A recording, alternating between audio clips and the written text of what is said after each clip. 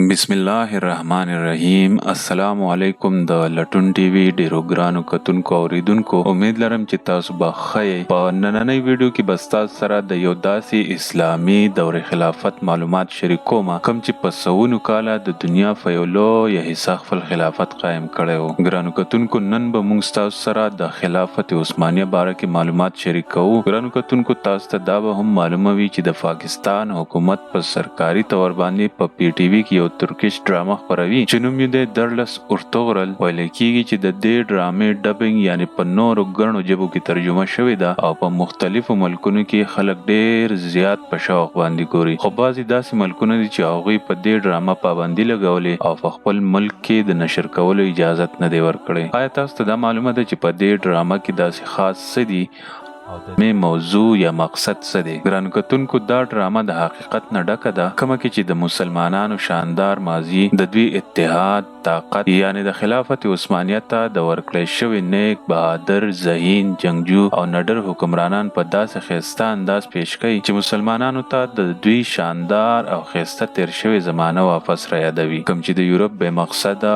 د فکشن نه ډک فحاشه فلمونو او ډرامو د دوی نه هیر کړي وو. دا فلمونه به دوی هم زمونږ په پیسو جوړول او بیا به یې په مونږ باندې قتل او راخرڅول. ارتغل ډرامې په کال 2014 کې په ترکیه کې ریلیز شوې وه او ډېر په دا په دنیا کې د شپېتو نه زیاتو ملکونو کې د ترجمې سره خپره شوې ده، کوم چې د امریکې او د حرم مغرب خوبونه حرام کړي دي. چا چې په فلم انډسټري کې په بلیونونو ډالر انویسټ کړي وو او د میډیا یعنی د ففت جنریشن وار په ذریعہ به د مسلمانانو خلاف پروپاګاندا کولې او دغه شان د مسلمانانو نه د دوی د ښایسته تیر وخت یا ماضي پټ کړی وو. د ثبوت په توګه چې نیویارک ټایم کوم چې د امریکې لوی اخبار دی لیکلي چې دا ډرامه د مسلمانانو خاموشه اټم بم دی، ځکه چې په دې ډرامه کې د یورپ د پرزي هیروګانو په ځای د مسلمانانو اصلي هیروګان ښودلی شوي دي، کوم چې د ایمان په طاقت د مسلمانانو خلاف اوچت شوي هر سازش په خاورو کې میلاو کړی وو او د مسلمانانو یو ښایسته اسلامي فلاحي ریاست یې جوړ کړی وو. هغه مسلمانان کوم چې د 1291 نه واخله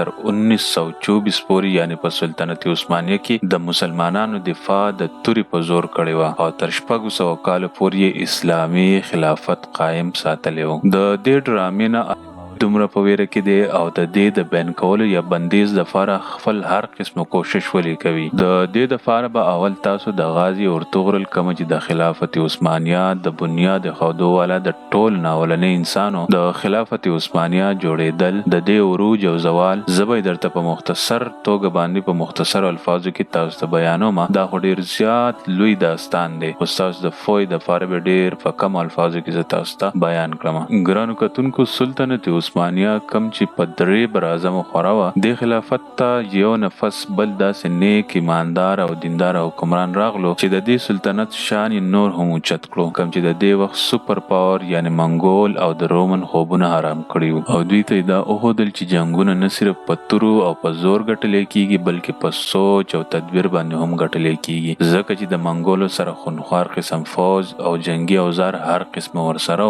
هم په دې وجه به دوی پر لپسې جنگونه خو د دوی سره د حکومت د چلولو څخه خاص نظام موجود نه و. په دې وجه په خلافت عثمانيه کې د مسلمانانو سره اسلامي نظام یو بهترین اپشن موجود و. ګرانو کتونکو کله چې چنګیز خان په کردستان حمله وکړه نو د دې حمله په وجه باندې یو څو شپونکیانو خاندانونو د دې ځای نه کډه وکړه او د خپل یو سردار په سرپرستۍ کې د ترکی د ښار اناتولیا ته ورسېدل. د دې سردار ارتغرل جی بالکل هم دغه غازي ارتغرل په کومه چې دا پوره ډرامه جوړه شوې ده دا سل خاندانونه او 200 شاهسوارانو په اناتولیا باندې په دغه وخت کې هم سلجوقي سلطنت قائم و، کومه چې په دغه وخت د سوپر پاور تاتاریانو یعنی د چنګیز خان د اولاد او د رومن فوج د بار حملو په وجه ډیر زیات کمزوري شوی و. سلطان علم ارسلان کوم چې یو عظیم سلطان و د دې سلطنت بنیاد ایښه و. کله چې ارتغرل دلته راورسېد نو په دې وخت کې هم د سلجوقیو او د رومن فوج په منځ کې جنگ روان و. ارتغرل په دې وخت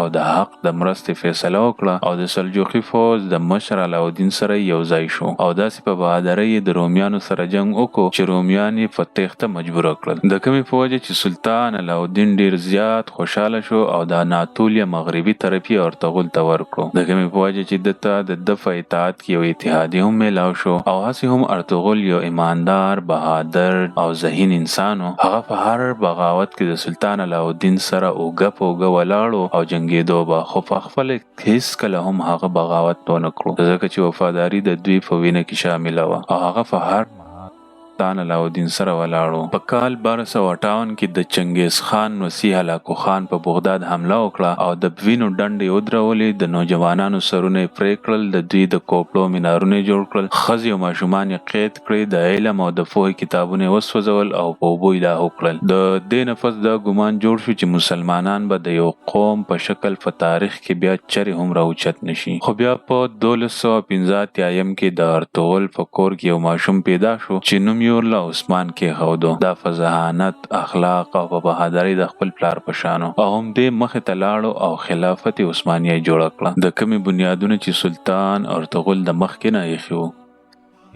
سلطنت د کمې د مقابلې طاقت چې نه په یورپ نه د ایشیا په یو فوز کې موجود نه و. په سن 1300 کې تاتاریانو په سلجوقي سلطنت حمله وکړه، په کومه کې چې سلطان علاودین مړ شو او هم دغه شان عثمان د سلجوقي سلطنت مشر شو. په دې وخت کې د خوا او شا سردارانو د روم سلطنت سره یو ځای شول او په سلجوقي سلطنت یې حمله وکړه، کومه چې د دوی د ټول نه لوی غلطي و ځکه چې د دې نفس عثمان پرله پسې د دوی ټول علاقې فتح کړې. رومانیانو ته بدترین شکست ورکړ. رومانیانو د بدترین شکست نفس تاتاریان د سلجوق خلاف د جنگ لپاره راګرم کړل، د کومې په جواب کې چې عثمان خپل زوی اوهان غازی د فوج مشر کړو او ورولېږلو. دلته دوی تاتاریانو له داسې شکست ورکړو چې د دوی دوباره په ټول عمر کې د حملې حوصله پیدا نه شوه. سلطان عثماني د ترکیه په اوسنۍ ښار بروسا کې ښخ کړو او د ده زوی اورهان د دې ښار محاصره وکړه او دا ښار یې فتح کړو او دلته اسلامي قانون نافذ کړو. د دې نفس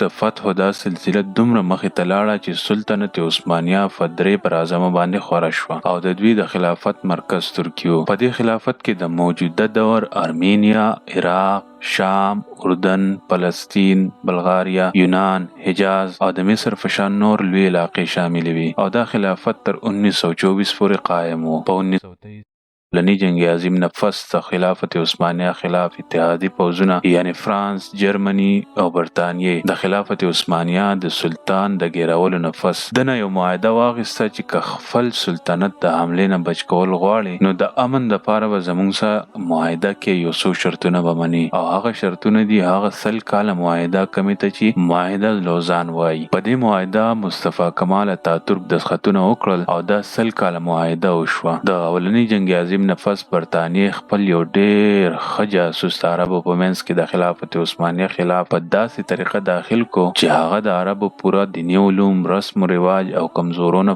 پوره خبرو. د ده نوم لارډ سافربیا او د عربو د اعتماد اخیستو نفس یې ځان د دوی عالم جوړ کړو. د عربو ته دا پیغور ورکړو چې آیا په تاسو کې دومره غیرتي څوک نشته چې په تاسو باندې غیر عرب حکومت کوي؟ تاسو د دې نه خپل کور واپس ولې نه اخلئ؟ او هسې هم د دې جنگ په ورځو کې خلافت عثمانیه کمزوري شوې ده او د دې نفس په تاسو ته چرې هم داسې موقع بیا میلاو نشي. هم د دې په خبرو کې رالل او د عربو خلکو د خلافت عثمانیه خلاف بغاوت شروع کړل او د دې وخت سلطان دا سوچ وکړو چې د الله په کور کې وینه تویول غلط کار دی چې د الله نه نشم تویولی او په دې مقدسه خاوره سخونریزي ونشي نو بغیر د شرط نه حجاز مقدس صالح سعود ته حواله کړو. حجاز مقدس ته حواله کول نه په صالح سعود او بیا دغه شان سعودي عرب شو. ګرانو کتونکو دغه شان په کال 2023 کې بعد د معاهده لوزان 100 کاله پوره شي. د دې معاهدې شرطونه دا و چې سلطان به د ترکی د ټولو قدرتي وسایلو نه دستبردار کیږي، د ټول جایدادونه ضبط کړل، خلافت به دوباره جوړولو باندې 100 کاله پابندي په ترکی باندې د پټرولو ډریلینګ یعنی راوستل مکمل بند شو.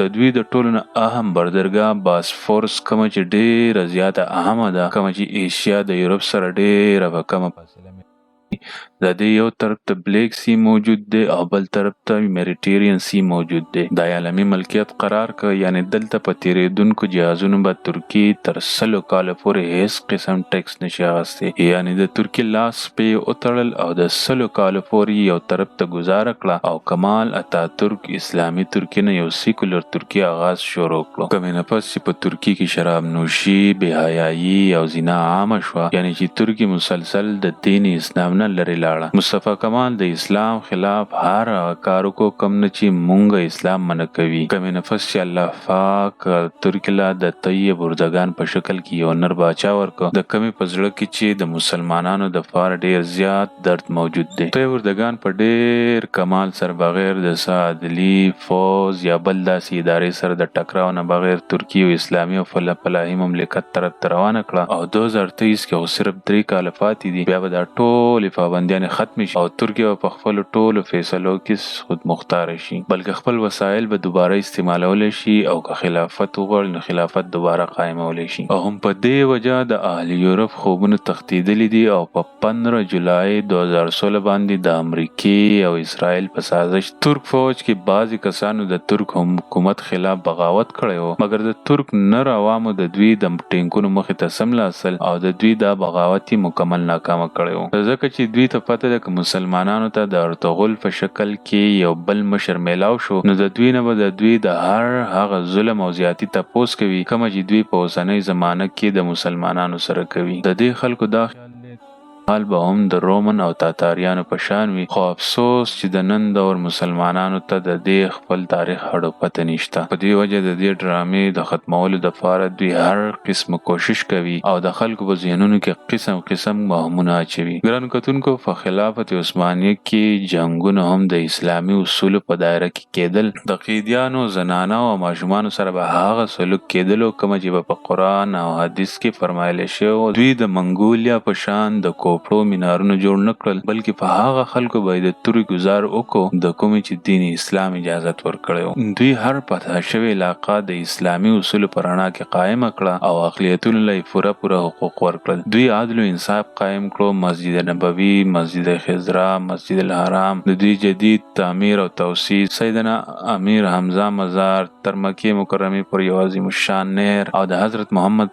صلی الله علیه و وسلم د مزار نه غیر چاپیره د تانبیه مضبوط دیوال او تر مکه مکرمه پورې د ټرین منصوبه، دا ټول منصوبې د خلافت عثمانیه په دور کې پوره شوې دي. دوستانو، د تاریخ په پاڼو کې د ارتغل غازی په شان ډیر کم حکمرانان پیدا کیږي او زموږ تاریخ هم موږ ته دا وایي چې تر څو پورې موږ اسلامي اقتدار نوي خپل کړي زموږ سره کډیر هم وسایل وی ټول بیکار دي. نن موږ مسلمانان زکه د زوال ښکار یو چې موږ په مجموعي توګه د اسلامي نظام نه لري. الله دې موږ مسلمانانو ته خپل اصل تاریخ باندې د فوی استطاعت راګي، ځکه چې څوک خپل تاریخ هیر کړي هغه د دنیا د مخ نه ورکیږي. ګرانو کتونکو، امید لرم چې دا ویډیو به تاسو خوښ شوي وي. که تاسو خوښ شوي وي یا داسې نور ویډیو په خپل سکرین راوستل غواړئ نو تاسو زمونږ یوټیوب چینل لټون ټي وي ته سبسکرايب شئ، ورسره بیل آیکون پریس کړئ چې تاسو ته زمونږ نوې ویډیو په سکرین باندې راځي. دا ویډیو شیر کړئ او لایک. تر بل ویډیو پورې مو په الله سپارم.